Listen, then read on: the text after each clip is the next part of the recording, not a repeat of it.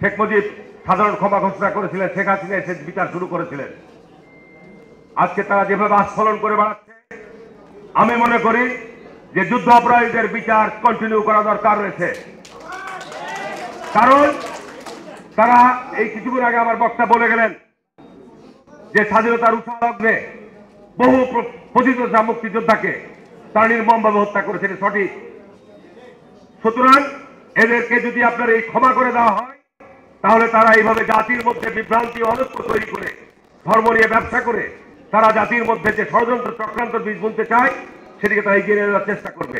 কিন্তু আমাদের মুক্তিযোদ্ধাদের এবং মুক্তিযুদ্ধের প্রজন্মদের যুগের তাদের রাজনৈতিক যে হিংসাত্মক কর্মকাণ্ড, শিক্ষাঙ্গনে তারা পায়ে রড কাটে, শিক্ষাঙ্গনে তারা যে উশৃঙ্খলতা করে, শহীদ রাষ্ট্রপতি জিয়া রহমান একজন বীর মুক্তিযোদ্ধা শুধু নয়, উনি বাংলাদেশের রণাঙ্গনে শুধু একজন যোদ্ধাই নয়, উনি বাংলাদেশকে গড়ে তোলার জন্য যে সংবিধান প্রণয়ন করেছিলেন, সকল রাজনৈতিক মত এবং পথকে উনি সমবেত করার সুযোগ দিয়েছিলেন।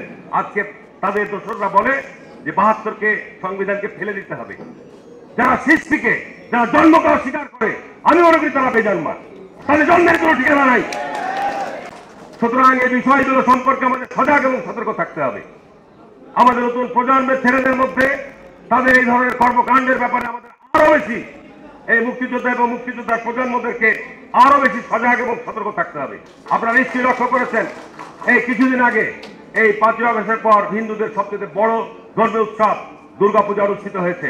সেখানে বহু জায়গায় আমি আজ জামাত ইসলামের সাথে যে কোনো ডিবেট করতে চাই, কত বড় আলেমরা রয়েছে, কোরআনে এবং হাদিসের কোন ব্যাখ্যাই হয়েছে যে আপনার পূজা মণ্ডপ পরিদর্শন করে গিয়ে আলেম ওলামাদের বেশ ধারণ করে সেখানে আপনি গীতা পাঠ করবেন? এই যে আপনাদের কোন ইসলামিক আইনের মধ্যে ইসলামিক দর্শনের মধ্যে রয়েছেন? সূরা কাফিরুনের তাফসীরের মধ্যে ওই জায়গায় কোন একজন আলেম ওলামাদের দরবারে মানুষের যাওয়া নিষিদ্ধ। তার কারণ জমিনের মধ্যে সবচাইতে বড় আপনার শিরকি পূজা হয় আপনার দুর্গা পূজা। সেখানে ওনারা যে আপনার ইসলামিক গজল গাইতে শুরু করছে চিরাগে, কি ব্যবস্থা নিয়েছেন এই সমস্ত আলেমদের বিরুদ্ধে? এই সমস্ত আপনাদের তথাকথিত ভোলা আলেমদের বিরুদ্ধে কি ব্যবস্থা গ্রহণ করেছেন? এরা এই সমস্ত কর্মকাণ্ড করে বাংলাদেশের মানুষের মধ্যে আজকে বিভ্রান্তি। সামনে আমরা বারবার বিএনপি বলছি যে আমাদের অতি দ্রুততম সময়ের মধ্যে নির্বাচন অনুষ্ঠিত হওয়া দরকার। দেশে একটা বিশৃঙ্খলা বিরাজ করছে, একটা স্থবিরতা বিরাজ করছে। এখানে বিএনপি ক্ষমতা আসবে, কে ক্ষমতা আসবে বাংলাদেশে? যদি আজকে 6 সালে 7 সালে যদি অন-11 সরকার মধ্যে যে সুষ্ঠু নির্বাচন হতো, তখনও বিএনপি ক্ষমতা আসতো। আমি আর বক্তব্য বাড়াবো না, আমি শুধু এটুকুই বলবো যে বাংলাদেশে এই স্বাধীনতা বিরোধীদের স্থান বাংলাদেশের মাটিতে হবে না, হবে না, হবে না, হবে না।